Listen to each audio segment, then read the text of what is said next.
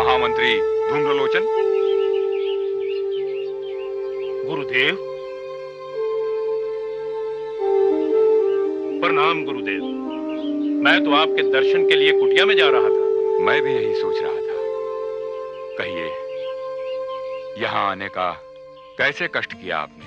गुरुदेव, आज मार्ग में मैंने एक महासुंदरी के दर्शन किए, और वो महासुंदरी जो हमारे दानव सम्राट महाराज शुंभ के योग्य है।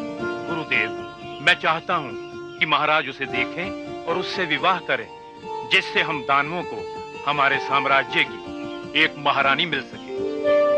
महामंत्री, आपका विचार बहुत सुंदर और उत्तम है। धन्यवाद गुरुदेव। मैंने ये सोचा कि महाराज को इस सुंदरी की सूचना देने से पहले आपकी अनुमति ले लूं। महामंत्री धूम्रलोचन जी। तो शीघ्र जाइए, जाकर असुर सम्राट को इसकी सूचना दीजिए। दानव कुल के लिए यह अत्यंत आवश्यक है। जो आज्ञा गुरुदेव। मैं अभी जाकर दानव सम्राट को इसकी सूचना देता हूं। प्रणाम गुरुदेव।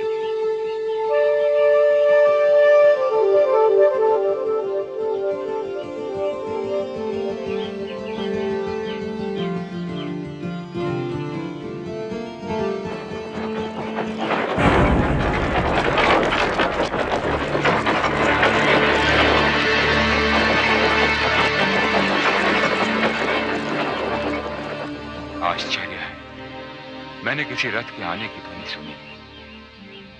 कोई मुझसे मिलने आया, बिना मिले ही चला गया। कदाचित मेरे विश्राम में बाधा नहीं डालना चाहता था।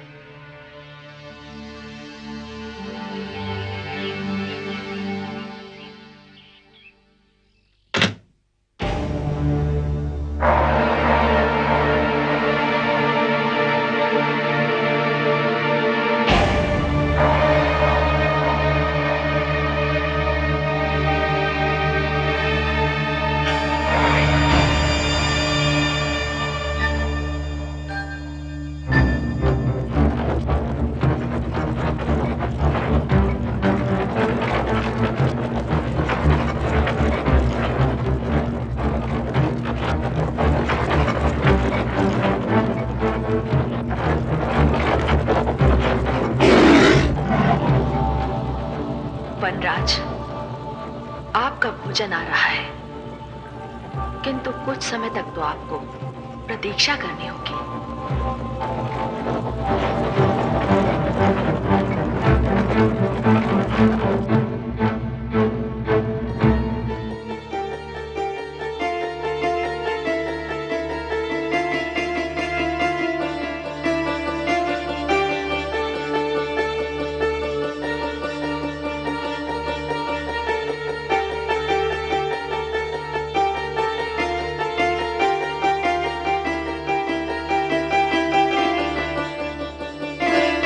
महाराज, यही है वो सुंदरी।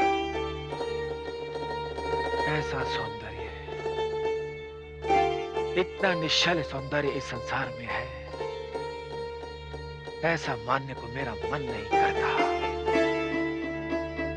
महामंत्री जी, कहीं हम स्वप्न तो नहीं देख रहे? क्योंकि ऐसी सुंदरता तो केवल स्वप्न में ही देखी जा सकती है। बस बस महाराज, मैं आपको यही दिखाने लाया था कि है ना ये सुंदरी दानवलोक की महारानी बनने योग्य। हाँ महामंत्री, हाँ, केवल यही। आज तक इस ओर हमारा ध्यान क्यों नहीं गया? हम आपको धन्यवाद देते हैं महामंत्री। महाराज, मेरा आपको यहाँ लाने का एकमात्र लक्ष्य यही था कि आप इस सुंदरी को देखकर अपनी हाँ या ना कह सके। हाँ महामंत्री, हाँ, हम इससे स्वयं मिलेंगे। नहीं महाराज, आपका इस समय मिलना उचित नहीं है। किंतु क्यों महामंत्री? ये आपकी प्रतिष्ठा के विरुद्ध है महाराज। किंतु मिले बिना इसे हम? महाराज, मैं गुरुदेव से इस विषय में बात कर चुका हूँ। सही यही होगा कि आप भी गुरुदेव की अनुमति अवश्य ले लें।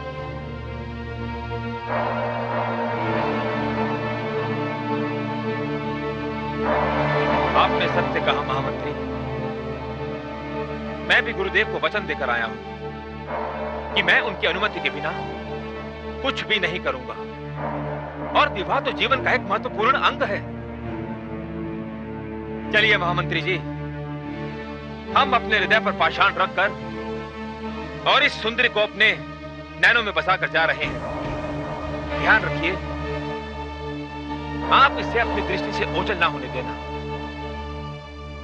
आप इससे मिलिए और मेरे विषय में इतनी मीठी मीठी बातें कीजिए जिसे यह सुनकर मुझ पर मोहित हो जाए। ऐसा ही होगा महाराज।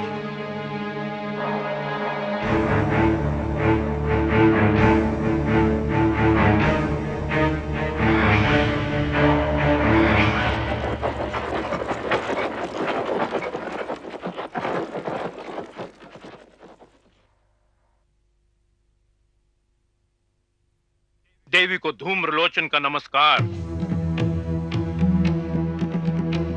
धूम्रलोचन? मैं असुर सम्राट महाराज शुंभ का महामंत्री हूं और इस समय उनका दूत बनकर यहां आया हूं।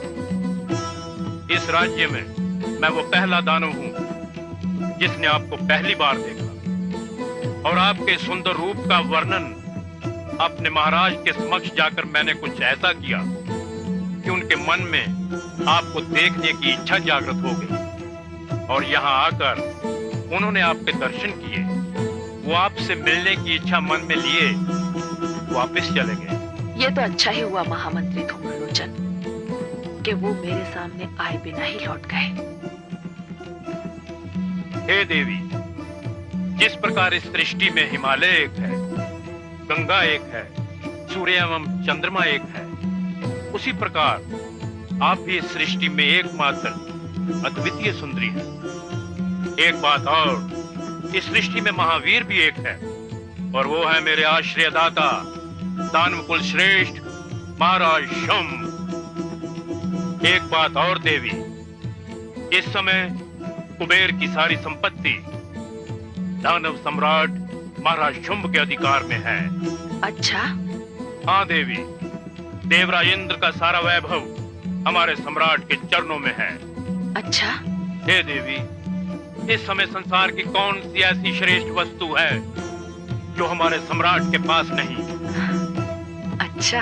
हाँ देवी, इसलिए मेरे द्वारा उन्होंने आप तक ये संदेश भिजवाया है कि आप राजभवन चलकर राजकीय अतिथि बने और महाराज शुंभ से विवाह करके दानव कुल की महारानी कहलाएं।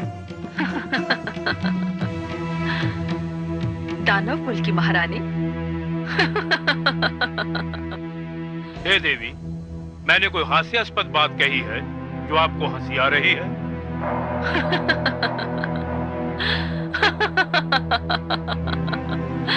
नहीं महामंत्री धूम्रलोचन, तुमने जो बात कही है उस पर तो क्रोध ही आ सकता है और ऐसे क्रोध की अवस्था में कुछ भी किया जा सकता है, किंतु तुम्हारे स्वामी दानव सम्राट शुंभ को कदाचित मेरे प्रण का पता ही नहीं।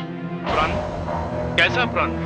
मैंने प्रतिज्ञा की थी कि जो भी व्यक्ति मुझे युद्ध में हरा देगा मैं उसी महावीर की पत्नी कहलाऊंगी।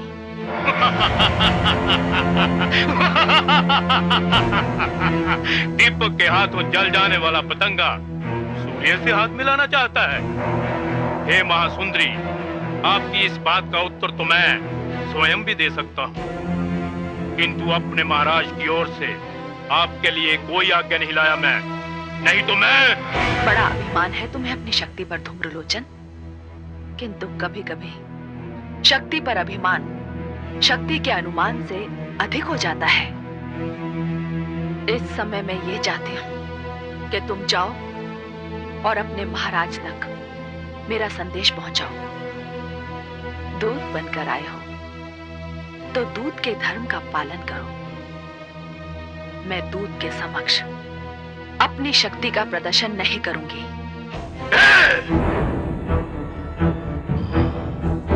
इस समय मैं विवश हूं। हे महासुंदरी, मैं कुछ भी नहीं कर सकता, किंतु आपका यह संदेश मैं अपने महाराज तक पहुंचा दूंगा कि आप उन्हें युद्ध का निमंत्रण दे रही हैं। किंतु मैं चाहता हूं कि आप एक बार पुनः विचार करें और धूम्रलोचन, वीर पुरुष वाचाल नहीं हुआ करते, वे व्यर्थ की बात नहीं करते। नमस्कार देवी, नमस्कार।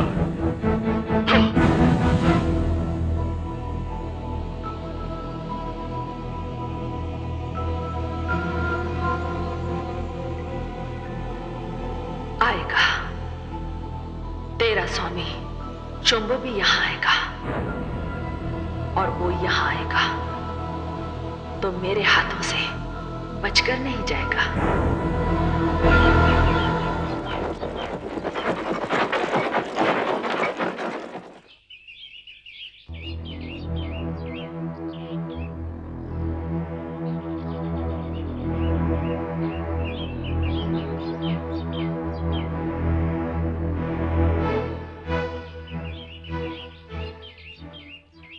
प्रणाम गुरुदेव। कल्याण हुआ आपका दानव सम्राट। कहिए, यहाँ आने का कष्ट कैसे किया आपने? गुरुदेव, एक इच्छा जो वर्षों से मन में दबी पड़ी थी, अनायास ही बलवती हो उठी है। इच्छा? दानव सम्राट, ये इच्छा शब्द आप अपने शब्दकोश से निकालकर बाहर फेंक दीजिए। आपकी इच्छा मृत्यु बनकर किसी भी समय आपको डस सकती है। नहीं गुरुदेव, गुरुदेव आप मेरा उद्देश्य नहीं समझे। ये इच्छा तो वो इच्छा है जो ब्रह्मा के वरदान से जोड़कर मुझे काल के मुख की ओर ले जाए। गुरुदेव, ये इच्छा तो वो इच्छा है जो आपका आशीर्वाद पाकर आपके शिष्य दानव सम्राट शुंभ को एक जीवन शक्ति प्रदान करेगी। गुरुदेव, मैंने उस महासुंदरी को देख लिया है और संदेश वाहक के रूप में महामंत्री धूम्रलोचन को भेजा है।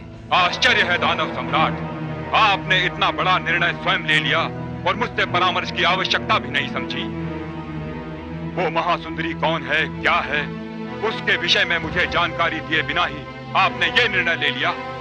नहीं गुरुदेव, ऐसा नहीं है। इस विषय में महामंत्री धूम्रलोचन आपके पास आए थे। उन्होंने आपको सुंदरी के बारे में बताया था। आपकी अनुमति के पश्चात ही उन्होंने मुझे सूचना दी और तभी मैं उस सुंदरी के पास गया। नहीं दानव सम्राट, नहीं, इसमें अवश्य कोई भयंकर भूल हो रही है। मैं जानता हूं कि यहाँ कोई आया था। उस समय मैं ध्यान में था।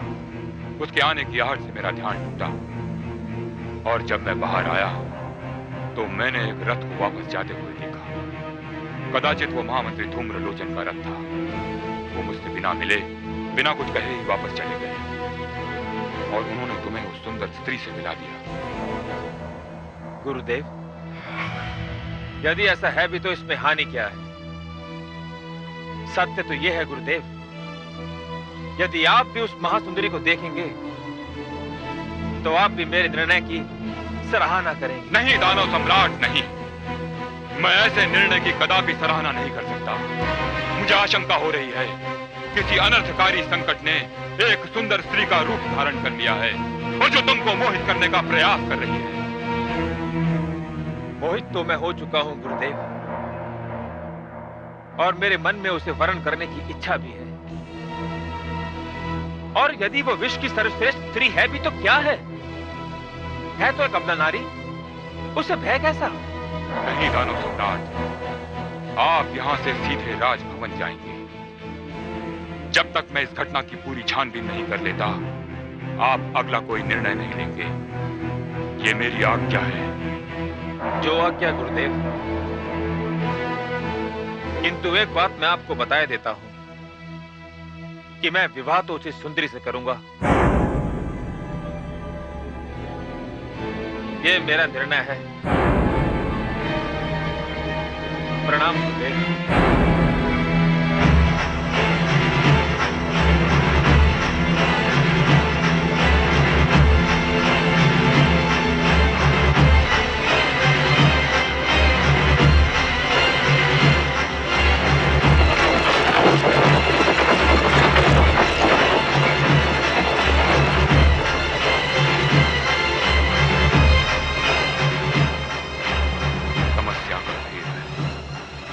जानना ही पड़ेगा ये षड्यंत्र किसका है और इसमें कौन किसकी भूमिका निभा रहा है।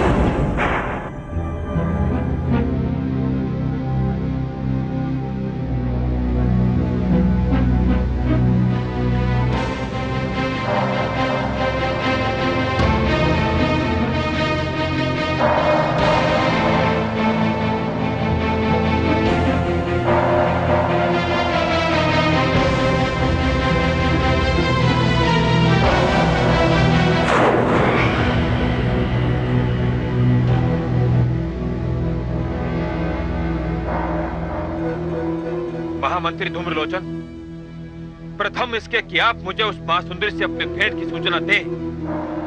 मुझे इस बात का उत्तर दें कि आपने उस सुंदरी की सूचना गुरुदेव को दी या नहीं। महाराज, मैंने आपके प्रति सत्य एवं निष्ठा की सौगंध खाई है।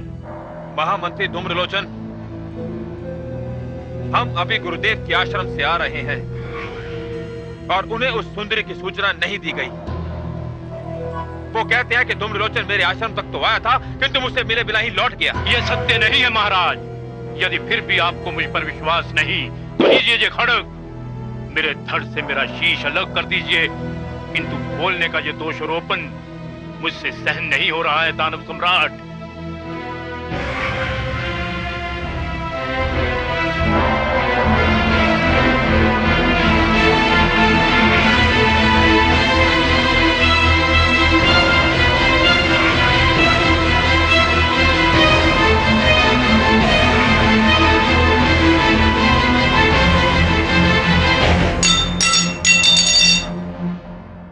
महामंत्री,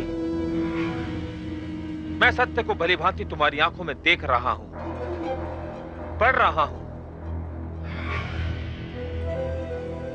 किंतु गुरुदेव की बातों का अर्थ मेरी समझ में नहीं आ रहा है। इसका अर्थ मैं आपको समझाता हूं। गुरुदेव, आप दानव सम्राट, आप अभी अभी मेरे आश्रम से चलकर आ रहे हैं। हाँ गुरुदेव। और मेरे उस आदेश से सोच में पड़ गए हैं, जिससे यह सिद्ध होता है कि मैं उस महासुंदरी से आपका विवाह नहीं होने देना चाहता। गुरुदेव, पहले आप मेरी समस्या का निवारण करें। आप महाराज को बताइए कि मैं आपके पास उस रूप सुंदरी की सूचना देने आया था या नहीं। आप आए थे महामंत्री धूम्रलोचन, अवश्य आए। दानव सम्राट, मैं इस समस्या का समाधान अभी किए देता हूं। अभी आप जिस आश्रम पर गए थे वो मेरा आश्रम नहीं था। गुरुदेव? हाँ दानव सम्राट, वो मेरा आश्रम नहीं था। देवताओं की माया द्वारा रचा हुआ आश्रम था। और जिस शुक्राचार्य से आप वहां मिले थे वो शुक्राचार्य मैं नहीं, वो शुक्राचार्य देवताओं के गुरु बृहस्पति थे। क्या? हाँ महामंत्री धूम्रलोचन, उस सुंदर स्त्री ने तुम्हारे संदेश का क्या उत्तर दिया? गुरुदेव, उस सुंदरी ने कहा है कि वो विवाह करने से विवश है, क्योंकि उसने ये प्रतिज्ञा कर रखी है कि जो व्यक्ति उसे युद्ध में पराजित करेगा वो उसी से विवाह करेगी। गुरुदेव, एक अबला मुझसे युद्ध करना चाहती है। हे दानव सम्राट, वो स्त्री आपके सर्वथा योग्य है। ऐसी स्त्री को प्राप्त करने के लिए यदि आपको उससे युद्ध भी करना पड़े तो आप पीछे मत हटिएगा। नहीं गुरुदेव, इस साधारण से कार्य के लिए दानव सम्राट को कष्ट उठाने की कोई आवश्यकता नहीं। वो अबला तो मेरी एक दानवी गर्ज से ही आत्मसमर्पण कर देगी। आहा, आनंद आ रहा है, सचमुच आनंद आ रहा है। ये हुई ना बात, गुरुदेव, मैंने इच्छा कर ली है उस सुंदरी को अपनी पत्नी बनाने की। अपने हृदय में मैंने इच्छा कर ली है।